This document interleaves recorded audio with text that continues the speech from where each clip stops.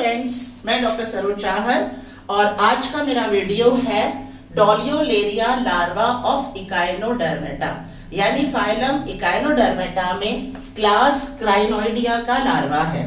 Echinodermata में क्राइनोइडिया के जो सदस्य हैं वो स्थानबद्ध होते हैं, वो फ्रीली स्विमिंग नहीं करते हैं, स्वतंत्र रूप से तैरने वाले सदस्य नहीं होते हैं और इनके एग्जाम्पल हमने जो किए हैं वो है सी लिली एंड एंटीडॉन। ये स्थानबद्ध होते हैं और डॉलियोलेरिया लार्वा कौन सी क्लास का है? क्राइनोइडिया का लार्वा है। अगर आपके एग्जाम में आता है तो हमें ये कमेंट लिखने हैं और ये डायग्राम बनाना है। इसकी शेप कैसी है? इसकी शेप बैरल के जैसी है, बैरल शेप का है। तो आप डोल गोल शेप याद रख सकते हैं, इसलिए डॉलियोलेरिया लार्वा। इसमें कोई आर्म्स नहीं निकल रही हैं, कोई आर्म्स नहीं निकल रही हैं। ये बैरल शेप का है, बाइलेटरल सिमेट्री है, फ्री स्विमिंग है और 4 या 5 सिलिएटेड बैंड्स होते हैं। यहाँ आप देखें, ये सिलिएटेड बैंड्स है। ये क्या है? सिलिएटेड बैंड्स है, जिनकी सहायता से ये मूव करता है और फ्री स्विमिंग है। इसका जो एंटीरियर एंड है, इस एंटीरियर एंड में 3 चीजें हमें बतानी है। एपिकल प्लेट का पाया जाना, एपिकल प्लेट पर एपिकल टफ्ट यानी सीलिया का गुच्छा पाया जाता है जिसको कहेंगे एपिकल टफ्ट, और वहां पर ही मध्य अधर वाले भाग में यानी एपिकल प्लेट के जस्ट नीचे मध्य अधर वाले भाग में पाया जाता है एडहेसिव पिट, ठीक है, जिसकी सहायता से ये बाद में अटैच करेगा मेटामॉर्फोसिस से पहले। तो यहाँ आप देखें डायग्राम में, ये इसका इंटीरियर वाला पार्ट है। यहाँ पर है apical sensory plate. Sensory plate क्यों? क्योंकि यहाँ पर क्या है? सीलिया का गुच्छा उपस्थित है।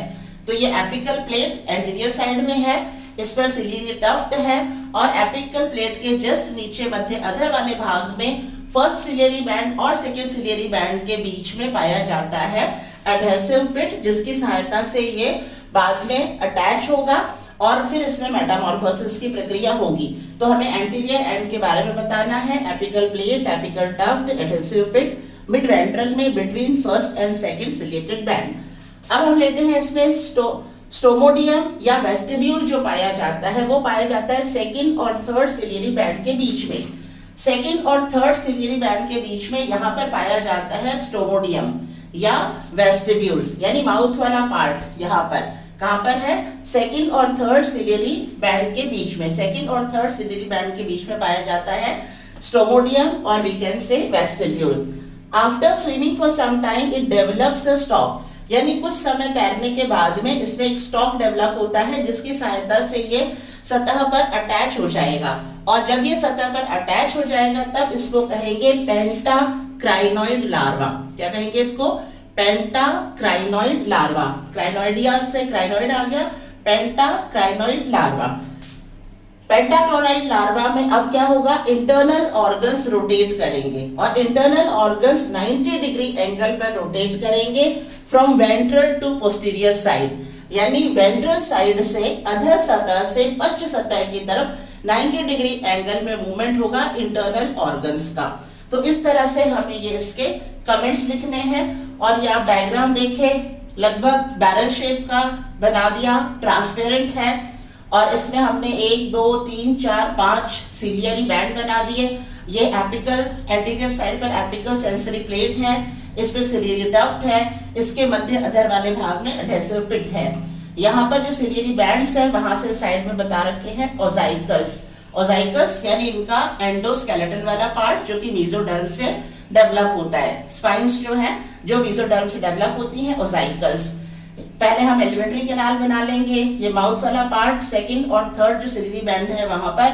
उसके बाद में ये इसोफेगस है, ये स्टमक वाला पार्ट है। अभी इसमें इंटेस्टाइन नहीं बनी है, यहाँ पर ब्लास्टोपोर बंद है, closed blastopore, closed blastopore. Stomach के दोनों साइड में सोमेटोसील है, स्टमक के दोनों साइड में सोमेटोसील है और माउथ के आगे की साइड में क्या है? हाइड्रोसील है।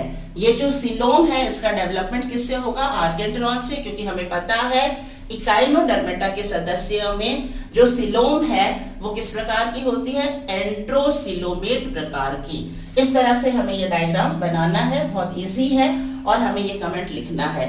जैसे मैंने आपको बाकियों में बताया था कि आपको डायग्राम कैसे बनाना है, इसमें ये उन सब से आसान है। ये बाकी जो लार्वा के डायग्राम बनाए थे उन सब से आसान डायग्राम है।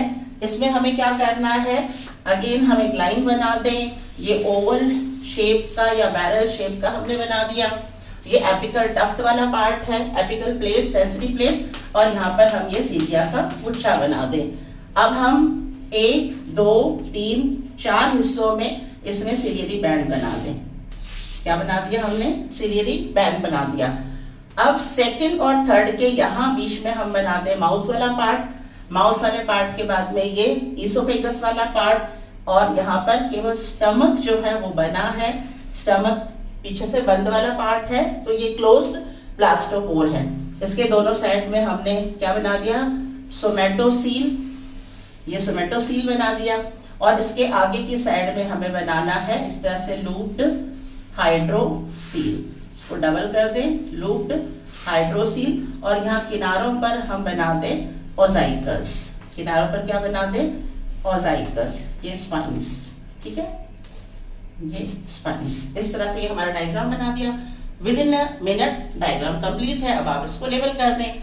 That's all about the topic. अब उम्मीद करती हूँ कि इकाइनोडर्मेटा के जितने भी लार्वा हैं, अगर अलग अलग आते हैं तो भी, और अगर कंप्लीट क्वेश्चन आता है तो भी, you are able to explain all the diagrams with the all the larval stages with the help of diagram. That's all about the topic. Thank you.